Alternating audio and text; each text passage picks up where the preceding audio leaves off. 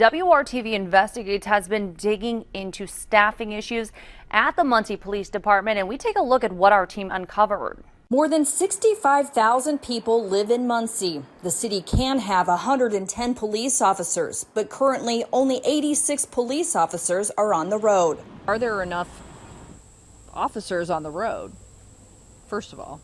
Well, no, we are understaffed. There's no doubt. The city's contract with the police union says the city should have a minimum of 10 regular patrol officers for a 12-hour shift. But there are times the city is not meeting that minimum.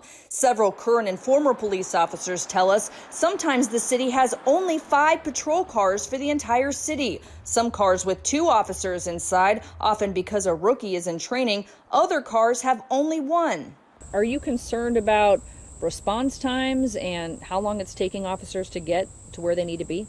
I am worried about the times if we're down to 5. We have 2 deputy chiefs, and both of them and the police chief, Chief Sloan, have been operating in the field to help meet those minimums as best as they can. Is that ideal? No, it is not ideal. I would love to see us get up to where we've got 7 or 8 in each shift operating vehicles.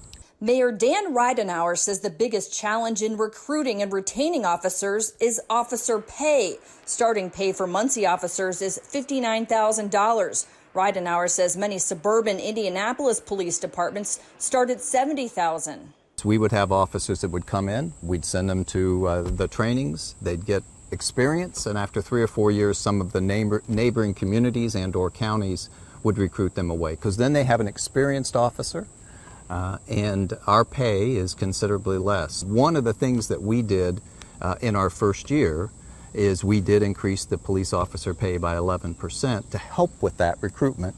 We were then able to move up a few cities, but we still have a long way to go. The mayor says the bump in pay also caused some existing officers to increase their pension pay and retire. And we've added several officers of late, and we hope to continue to do that. The excessive force incidents in question stem from a prior police chief and former mayor, but Ridenhour says it's had an impact on the department. Are you looking forward to these criminal cases being resolved? Absolutely.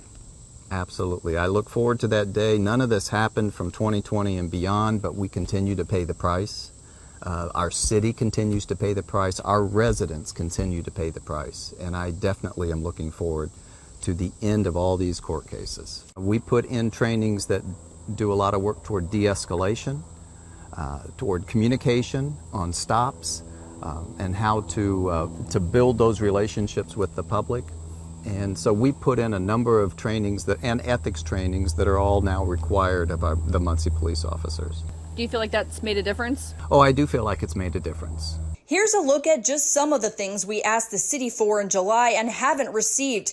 How many officers have left the department since 2017, broken down by year? Reasons for their departures. The number of budgeted officers per contract each year since 2017. The city attorney told us there is no easy way to pull the information you have requested. The request is voluminous and will require time to pull together. The documents can be made available to you so that you can determine the answers to your questions. Please work with Sergeant Winningham to arrange a time for the review. But when we reached out to Sergeant Winningham, we got no response. The mayor told us he will work on improving transparency and access to information. I think we're trying to work and go a long way toward improving that, and I think we've made some positive steps.